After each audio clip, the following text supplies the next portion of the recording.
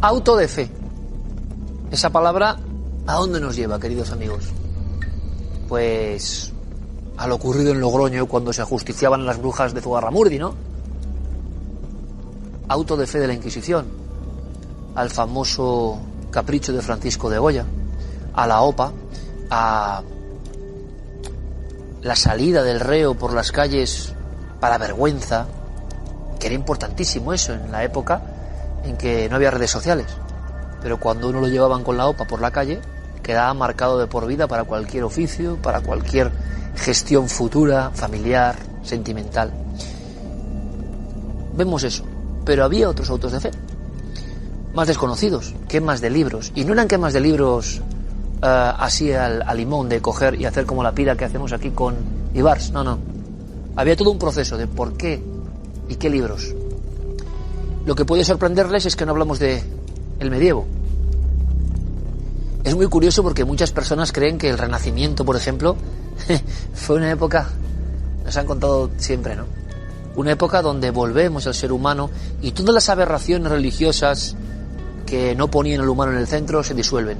Cualquier historiador que sabe y que ha leído un poco, que son muchos evidentemente, saben que precisamente en el Renacimiento se cometen los mayores actos de creencia en la brujería de toda la historia, mucho más que en el medievo. Es muy curioso. Hay como una colisión de mundos. Pero claro, más allá, sí, más allá. Les hablo de mediados y casi finales del siglo XIX. O sea, en la plena modernidad. No es el Renacimiento ni el medievo, como auto de fe. ¿Y en Barcelona? Sí, en Barcelona. ¿Y libros de qué? Hombre, pues libros, queridos amigos, y el maestro Enrique nos va a dar una lección, una auténtica lección, de esa cosa tan extraña llamada espiritismo, a mitad de religión y fenomenología, a mitad de creencia absoluta en un nuevo sistema para las almas y toda la iconografía extraña de ruidos, apariciones, voces, contacto con los difuntos. Esos dos universos que a veces son uno mismo y a veces una esfera del espiritismo ilustrado renuncia de la otra. Pero si hablamos de espiritismo, ustedes están viendo seguro las mesas parlantes, los mediums, las fotografías, que la inmensa mayoría son un fraude. ¿Un fraude para qué? Evidentemente para engañar a personas que necesitaban en esas épocas conectar con los suyos porque acababan de ser destrozados en el campo de guerra. Pero ¿es por eso el espiritismo una materia que no ha de estudiarse? Para nada, eso sería la visión simplista que tantos tienen. El espiritismo es código de una antropología en nuestro país como poquísimas cosas. ¿Ustedes sabían que los espiritistas tuvieron un sinfín de medios de comunicación muy influyentes? ¿Que figuras de la ciencia, la literatura, la filosofía eran espiritistas de los de sesión con fenómenos? ¿Y que hacían libros que luego fueron quemados en la década de los 60 del siglo XIX? ¿Ustedes sabían que había grandes espiritistas y científicas metidas de lleno en esta espiral que hoy nos parece tan extraña? Bueno, pues un homenaje a todo eso. La pieza que van a ver ahora, el reportaje es extraordinario, pero lo que nos viene a contar el maestro es de tomar nota, porque esto ya no lo cuenta nadie. Y quieran o no quieran, esto es parte de la historia y de la mente a lo largo de diferentes etapas de nuestro propio país. En el siglo XIX, los habitantes de la ciudad de Barcelona fueron testigos de uno de los últimos actos de la infame Santa Inquisición. Este pasaría a la historia como el acto de fe del 9 de octubre de 1861. Las llamas de la hoguera no consumirían a seres humanos como en la época medieval, sino las páginas de libros que contenían ideas entonces novedosas y osadas, las de un grupo de personas que establecían contactos con las almas de los difuntos, los llamados espiritistas. Todo empezó cuando un editor francés llamado Maurice Lachatre seleccionó más de 300 libros y folletos espiritistas para enviar a Barcelona. Uno de los destinatarios era José María Fernández Colavida, el traductor de las obras del padre del espiritismo, el francés Hippolyte Léon de Nissac-Ripail, o simplemente Allan Kardec. El responsable de este encargo fue el alicantino Ramón Lallé Pomares, capitán de la Marina Mercante, uno de los pioneros del espiritismo en España. El buque que comandaba transportó desde Marsella los libros y folletos hasta el puerto de la ciudad condal. Pero las obras no escaparon a la minuciosa inspección de los aduaneros. Al percatarse del inusual contenido de las cajas, los agentes decidieron informar al entonces obispo de Barcelona, Antonio Palau Termes. Una vez en sus manos un ejemplar, un volumen del libro de los espíritus, constatara el hombre pues, de que se trataba de una obra demoníaca y inmediatamente pues, estableció lo que ya la historia nos ha enmarcado como el auto de fe de Barcelona del 1861. El año 1861, el obispo de Barcelona mandó quemar 300 obras, libros y folletos propiedad del señor Fernández Colavida en la explanada, que era el lugar donde se ejecutaban los condenados a muerte en Barcelona. La ira del obispo catalán se hizo sentir rápidamente en aquella demostración pública congregada por el Santo Oficio el día 9 de octubre de 1861 contra aquellas obras presuntamente escritas por el mismísimo Satanás. Pero acudió el pueblo a ese auto de fe y apareció el sacerdote con una capucha como si fuera del Ku Klux Klan, armado con una gran cruz en una mano y con una antorcha para quemarlo. Cuando lo quemó, la gente se le abalanzó. La gente cogió restos de las cenizas de los libros y algunos todavía se aguantan, sobre todo el gran libro de los mediums de Allan Kardec. Libros que traducía el señor Colavide. La pira ardiente consumió miles de hojas delante de la mirada atónita de algunos barceloneses, que al final, irritados, lanzaban exabruptos contra los clérigos y gritaban: ¡abajo la Inquisición! ¡Abajo la Inquisición!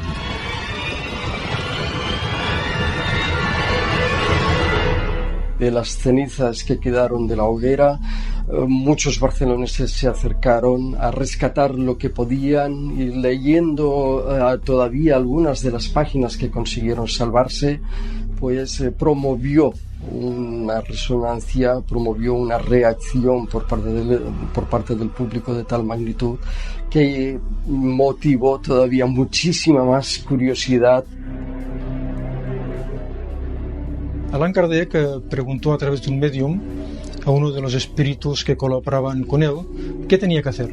Tenía que presentar una demanda, tenía que quejarse por la quema de aquellos libros que legítimamente él había enviado a Barcelona, y los espíritus con muy buen criterio le dijeron que no valía la pena, que el efecto sería mucho mejor que si reclamaran. Y entonces, bueno, fue un acto de propaganda que sin querer la Inquisición hizo en favor del espiritismo. Hoy en día nos preguntaríamos, ¿por qué la Iglesia y la Santa Inquisición se ensañaban contra los espiritistas? Además de considerarlos como intermediarios entre los hombres y el diablo, había otros motivos. Era un movimiento antimilitarista, feminista, igualitario. Entonces era muy diferente de lo que hasta ese momento había en la sociedad, ¿no? Pese a la quema de libros, el mencionado Fernández Colavida siguió importando libros desde Francia a través del comandante Layet, sin que la Inquisición volviera a importunarles.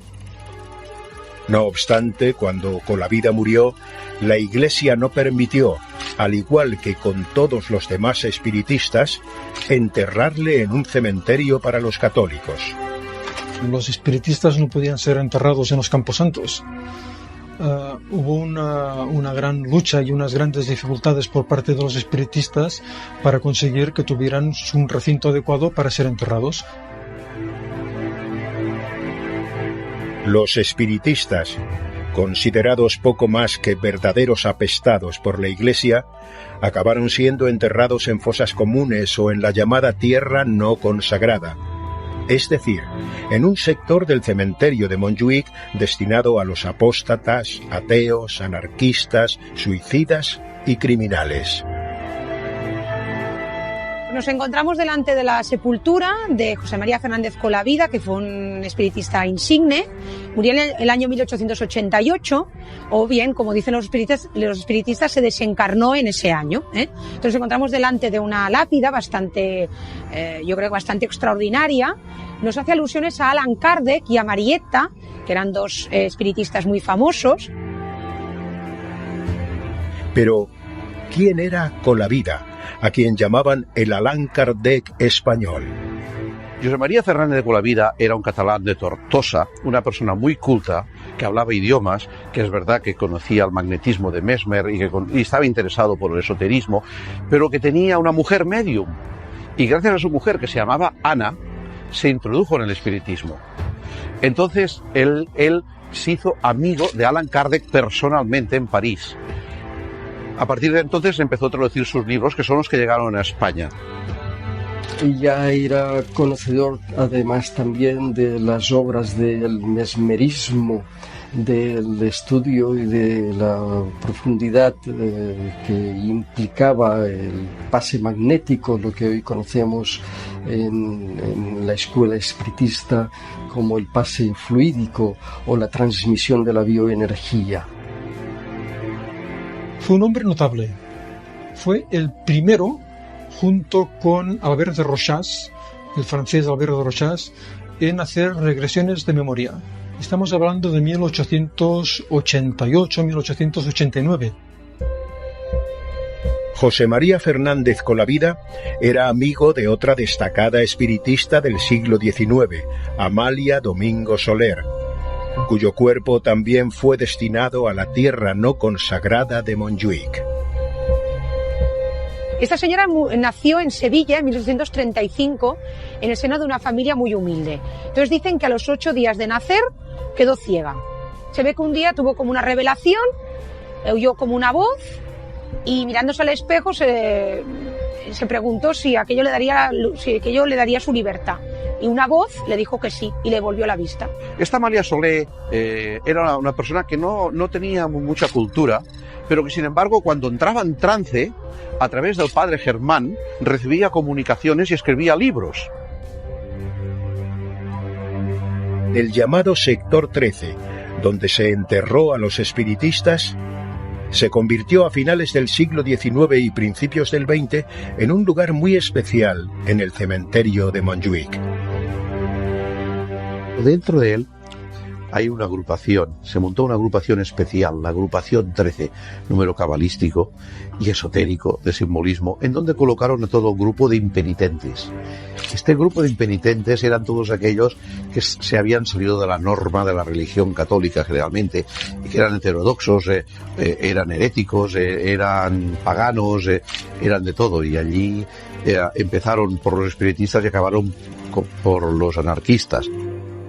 Los espiritistas españoles decidieron hacer sendas lápidas para Fernández Colavida y Amalia Soler.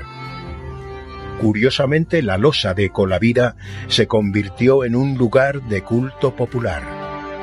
Igual que delante de la tumba de por ejemplo, el Santet de Poblenou, que también se celebraban reuniones espiritistas, aquí se hacían convocatorias anuales de difuntos en su nombre, y incluso se hacían fotografías de la lápida y se daban como amuletos para dar buena suerte a la gente que lo necesitara.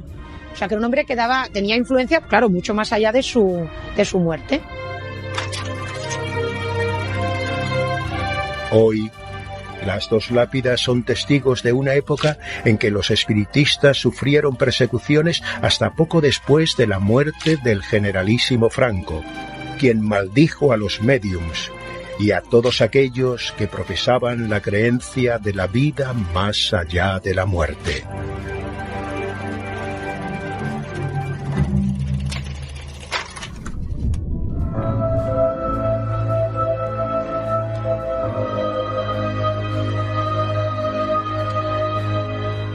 ¿Qué les parece, mis queridos amigos, si a raíz de esta investigación concreta de don Pablo Villarrubia, que nos habla de un auto de fe que nos puede sonar a épocas medievales y no tan medievales, y ni más ni menos en España. ¿Por qué no caminamos un poco todos juntos por el laberinto de lo que supuso el espiritismo, que hoy evidentemente ha quedado arrumbado casi como una creencia obsoleta, aunque existe en el mundo, evidentemente, pero hay comunidades espíritas y lo sabemos, pero su época dorada fue mucho más dorada de lo que podemos imaginar, con muchos más tentáculos sociales, con mucha más influencia. ¿Quién nos puede contar todo eso? Pues yo creo que uno de los grandes expertos en casi todas estas ramas, pero especialmente yo creo que estén muy atentos porque hay personajes que ustedes no se imaginan en tramas espíritas. Es que no se lo imaginan. Maestro Enrique de Vicente, como siempre, bienvenido. Bien hallado, comandante, buenas noches. Oye, Enrique, bueno, primero, el autodefensi es uno de los hitos de la historia del espiritismo mundial, ¿no? Bueno, relacionados con el espiritismo. No, el gran hito. O sea, es el gran hito de la historia del espiritismo, porque es la forma en la que los espiritistas kardecianos, es decir, primero el espiritismo surge, ¿dónde iba a surgir? En el país de donde ha surgido todo lo que ha influido en el futuro, en el siglo, finales del siglo XIX y sobre todo XX, en Estados Unidos, la República Utópica.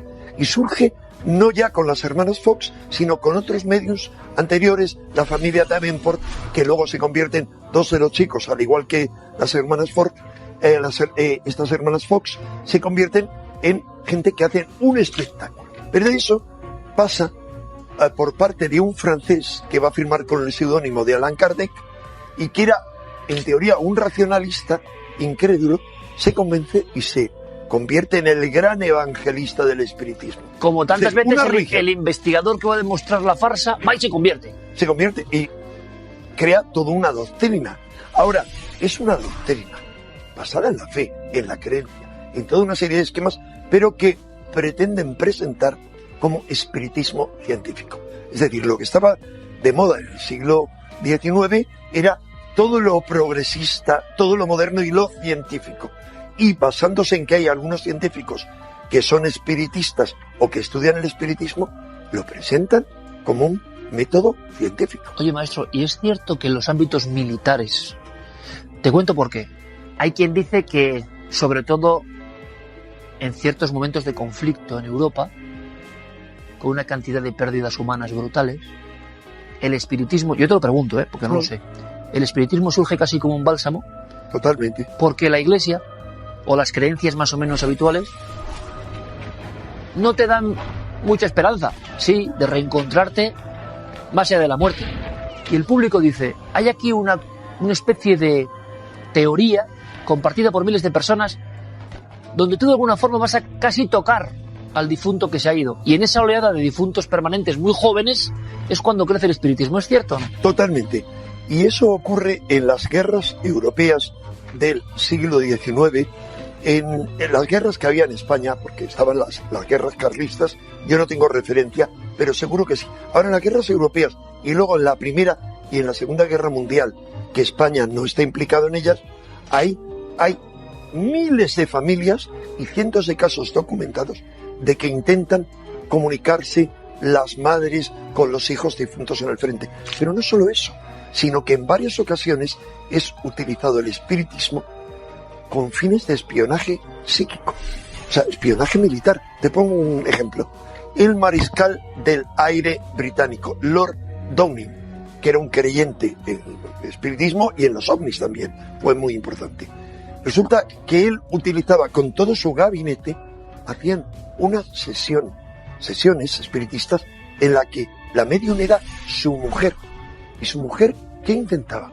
Comunicar con los espíritus de los pilotos alemanes de la Luftwaffe caídos en el asalto, digamos, en la guerra, en el ataque sobre Londres. ¿Para qué? Para decirles, como ya estáis en el otro mundo y sabéis que nosotros somos los buenos, por favor decirnos dónde están las bases de las que parten vuestros aviones. No añadían para que podamos bombardearlas. Y esto está muy documentado. Por cierto, Enrique, ¿qué hacía falta para ser medium? Había grandes cantidades, ¿no?, de sesiones aquí y allá en España. Vamos a centrarnos en España. ¿Se postulaba alguien como medium? ¿Alguien lo identificaba por algo? ¿Se dedicaban a ello? No necesariamente yo no podría decir hay tal y tal y tal cosa, pero vamos a ver. En principio, una sensibilidad. Se les ha llamado a los mediums sensitivos, pero también la palabra sensitivo o psíquico se utiliza para medium y para vidente. Y resulta que mucha gente que echaba las cartas era medium al mismo tiempo. Te pongo un ejemplo. Sí. Una mujer que era íntima amiga y la medium habitual, usual, de casi todos los días de la semana hacía sesiones con la madre de Francisco Franco, con doña Pilar Bahamonde. Resulta que esta es una mujer que tenía otra profesión, creo que planchadora, pero luego era tarotista. Y luego hacía sesiones, por supuesto, con Pilar Bahamonde, la madre de Franco, gratuitas, que ella acudía, estaba siempre con una pena muy obsesionada, fundamentalmente por ver qué podía hacer con el marido, que era un mujeriego, y que nada que ver luego con su hijo. Entonces, ese es un ejemplo habitual. Ahora, de repente, investigadores que caían en trance. Era una cualidad, una sensitividad. Pero que pasaron de una profesión, digamos, más de la cartomancia, la quiromancia, a convertirse en el epicentro de estas sesiones, donde ¿qué pasaba? Antes de saber más del auto de fe y por qué la Iglesia actúa, ¿qué pasaba en esas sesiones? Pero, perdón, te aclaro algo más. Es que lo has enlazado muy bien. Vamos a ver, el espiritismo, al igual que el tarot, entroncan con un momento concreto de la historia y con un punto concreto. París. El París de la Revolución Francesa y después de la Revolución. Antes y después. ¿Qué ocurre? Que hay un médico austríaco, Mesmer, que es el creador, el descubridor del magnetismo animal o mesmerismo, que las élites son las que están implicadas, que da una serie de pases y hace caer en trance. La hipnosis. Bueno, un paso previo a la hipnosis más asociado a lo que hacían los sacerdotes egipcios o mesopotámicos que a la hipnosis luego de Braille, que es totalmente diferente. Bueno, es un método un poco diferente. Pero ¿qué ocurre? Que en ese estado de trance sonambúlico que caían, primeramente eran capaces de manifestar todo tipo de facultades paranormales. Y eso lo estudiaron varias gente, el marqués de Puigsegur, por ejemplo. Pero luego cuando surge el espiritismo, viene totalmente asociado con esto. Y los magnetizadores o mesmeristas lo que hablan es de que hay un fluido magnético que es el que emana de los medios. Es decir, es lo mismo, una sensitividad.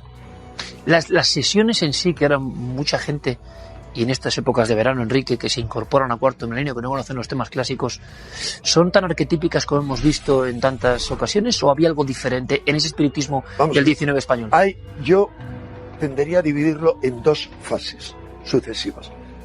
Primero, recuerda que las hermanas Fox, al igual que los hermanos Davenport, lo que hacen es, por la noche, oyen raps, cosas así y ruidos. ¿Qué ocurre? Que a través de esos ruidos, de decir casi en un morse, intentan comunicarse con los supuestos espíritus. Pero eso rápidamente da lugar a dos técnicas. Primero, una cosa que se llaman las mesas parlantes o mesas giratorias, que en el año 1853 aproximadamente se descubre ese fenómeno, y es que hay unas mesas de 3 patas que se van inclinando y van dando saltos, y es otra forma de comunicarse, digamos, un poco más evolucionada. Recuerda que ese fenómeno se ha seguido dando incluso en España. Recuerda la mesa de Núñez, que la tuvimos en el programa Cataluña, sí. Claro, por eso, pero también en Estados Unidos ha habido en los años 1970 en adelante, bueno, casos súper estudiados. Eso ocurría en lugares... En 1853. Y es gracias a eso que el espiritismo se introduce en España, por las mesas parlantes. Es la moda, digamos. Es el primer fenómeno. De inmediato llega una segunda técnica. Hay un francés que se llama Planchet. Sí. ¿Sabes qué? Se le llama la Planchet a la Ouija por viene el nombre del fundador, que crea ese procedimiento que luego del francés sí, oui, y del alemán sí, ya, Ouija, se dice, a ver, sí, no, blanco, negro. Este tipo de cosas. Tenemos un proceso desde lo más burdo o más directo. Y luego vamos a un tercer procedimiento, ¿sí? Es decir, eso lo puedes hacer en casa, sin medium. Pero luego hay un tercer y es el tema del velador. Es el velador en torno al cual se sientan varias personas, se dan la mano y ahí cae en trance el medium. Por supuesto, ya a partir de ahí hay una siguiente etapa en la evolución. Bueno, por un lado, convertirlo en espectáculo y que la gente pague por ello o pague por una sesión, pero por otro lado, los fenómenos de efectos físicos, es decir, fenómenos de psicoquinesia, a veces espectaculares, y de inmediato las denuncias de fraude, pese a lo cual algunos medios, por ejemplo Eusapia Paladino, es investigada, esta italiana, por premios Nobel, como los esposos Curie. Vamos a hacer una cosa, Enrique. Vale, has hecho perfectamente el planteamiento de la técnica, el tipo de personajes y cómo llega a España. Bien, veremos que la Iglesia en este aspecto no se lo toma bien y quizás por el fervor popular. ¿Hasta qué punto en esa época familias muy influyentes cuya mente operaba sobre la mente colectiva, cuyas decisiones eran fundamentales, estaban influidos en sesiones de espiritismo en sus hogares? Al máximo.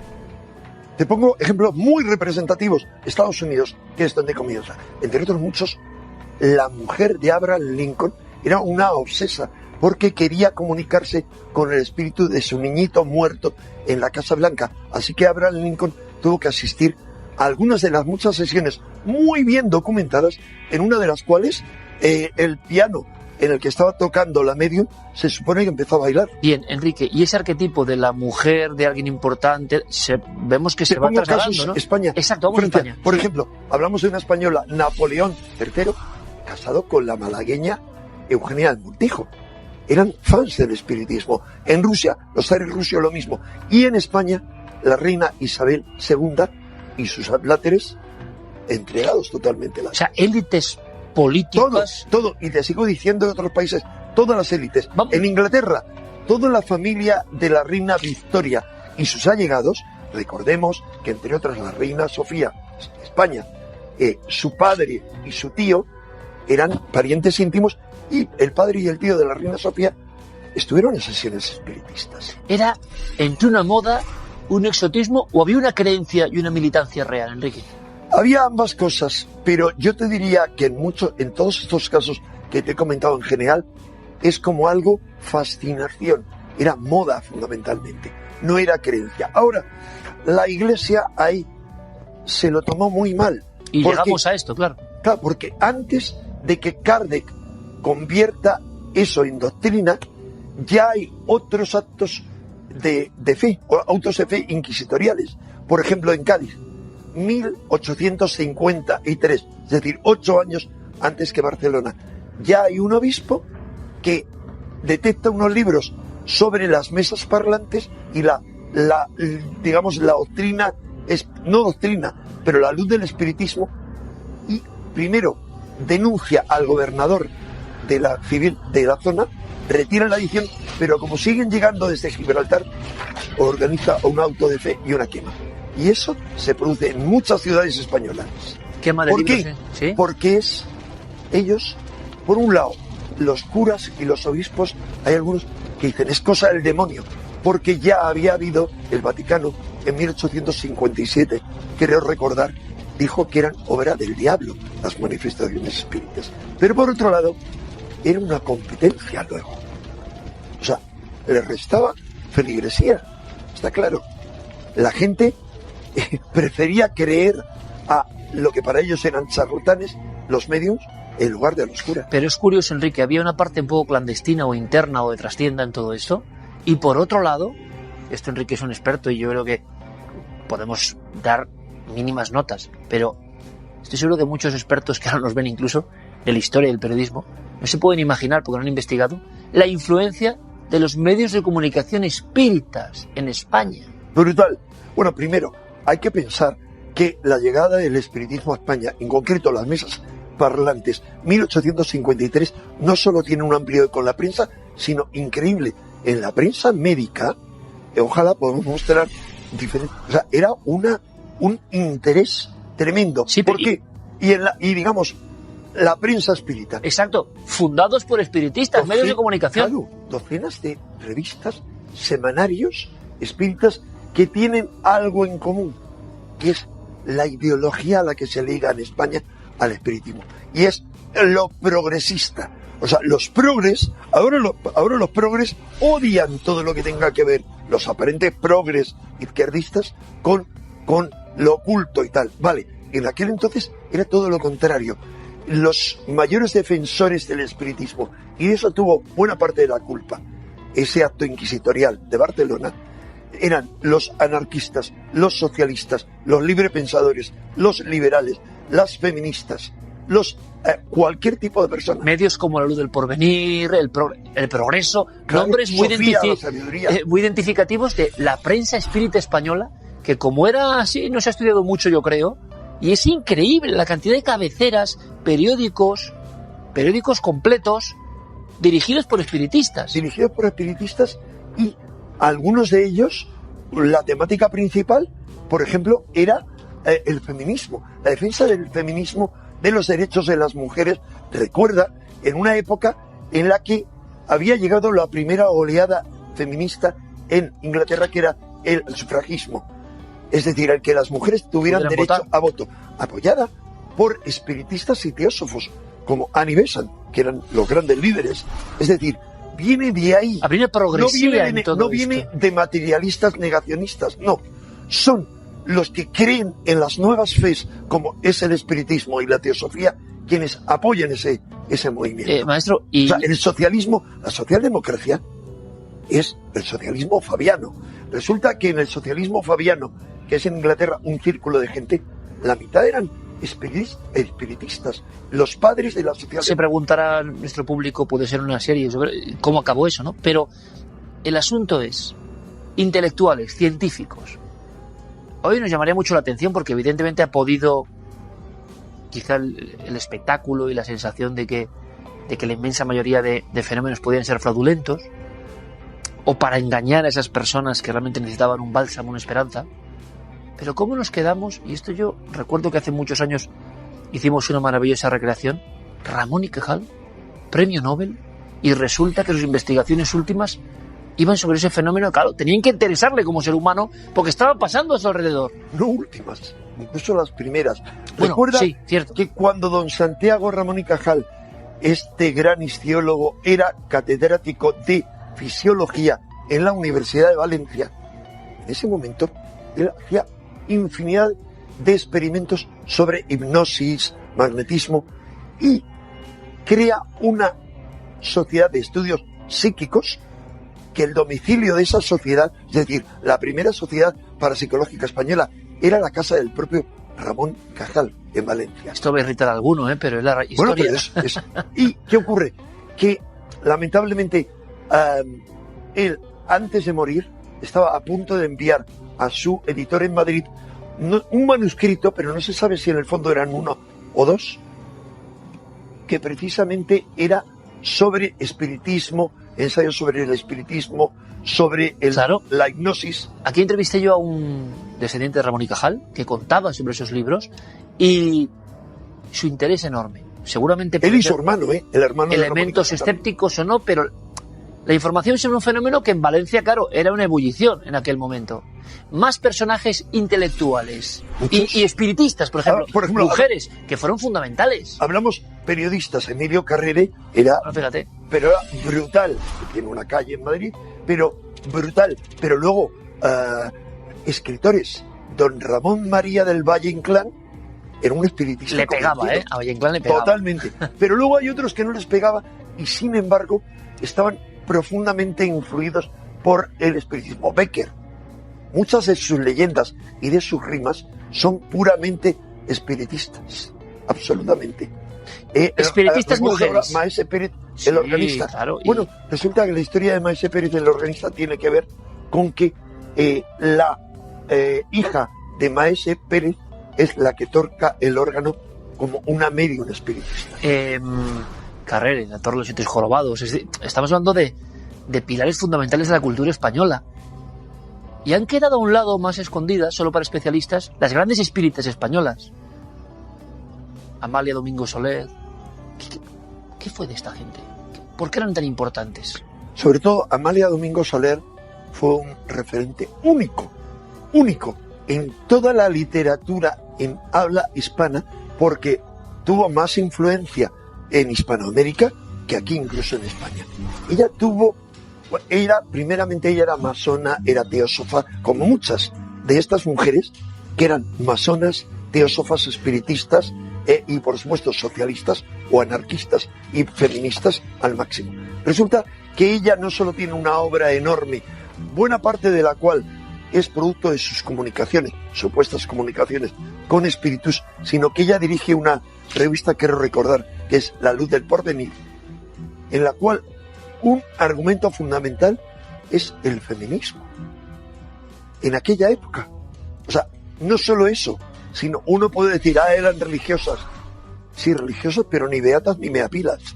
Porque en algunas de esas revistas se hablaba claramente del amor libre, pero eso sí también del vínculo sagrado del matrimonio como una unión entre almas que podía durar varias Maestro, ¿y qué pasa? ¿Cómo agoniza el espiritismo en ese fervor? ¿Es la llegada a la guerra civil como tantos otros fenómenos? Hay varias fases. Bueno, primero, cuando, me permito hacerte una anotación, cuando la Primera República, resulta que en las Cortes de la Primera República se intenta votar un proyecto que pretenden algunos diputados espiritistas, primero, crear cátedras de ciencia espírita, lo llaman así, en varias facultades. La República. La República, Primera República. Segundo, una ley de enseñanza que incluya el estudio del espiritismo para la enseñanza media. Y eso se va a votar en una sesión que es interrumpida por el golpe de Estado de Pavía, el general Pavía. Pero luego damos un salto. Segunda República. La ebullición es máxima. Si tenemos que juzgar, deberíamos decir que la mayoría de los espiritistas, digamos, más militantes, estaban en el bando republicano.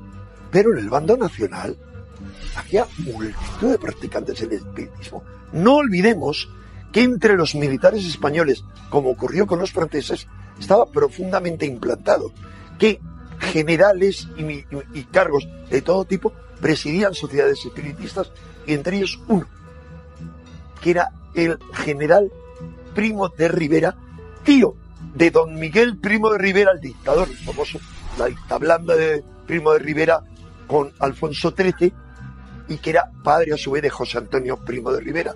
Bien, resulta que este señor en 1861 crea y preside la segunda sociedad espírita española, la Sociedad Espírita Hispalense, es decir, en Sevilla.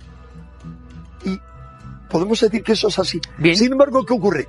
Tras el golpe de Estado que conduce a la guerra civil, pese a que se sigue practicando, queda prohibido. ¿Por qué? Porque tiene el apoyo la Cruzada Nacional Católica de la Iglesia. Esa es la cuestión. ¿Y el queda espiritismo? totalmente enterrado. Es más, son fusilados espiritistas que los jueces habían dicho, este señor no tiene nada contra el movimiento, contra el alzamiento, porque era espiritista. Maestro, ¿y sigue habiendo algo del espiritismo hoy, de este fluvio de esta época? ¿Queda algo? Muy poco. Muy poco. Cenizas, vamos a ver. Es que Franco hizo el trabajo muy bien. Se cargó el espiritismo, que no era lo que más le interesaba. Encima, su venerada madre... Su mamá era practicante. Es que, perdona, algo que me dijo el médico personal de Franco, era para Franco, identificaba a la patria con su madre. Bueno, me contó cosas increíbles a ese respecto, pero eso es otra historia. Pero ¿qué ocurre? Que por un lado eso, pero por otro se carga la masonería, pese a que su hermano Ramón era masón. Él hizo libros de masonería que podemos traer aquí. Él pretende, sí, el libro es crítico, Sí. El libro es crítico, pero por eso, él pretende iniciarse en la masonería, se carga la teosofía. No han levantado cabeza. La masonería española, de ser algo increíble, Segunda República y antes. Y espiritismo está en este pack. Igual, para mí, lo siento, hay un montón de sociedades espiritistas ahora, pero minúsculas. Recordemos que en el siglo XIX había, cuando se votó ese proyecto de ley de educación, unas 200 sociedades espiritistas en España. No han levantado cabeza.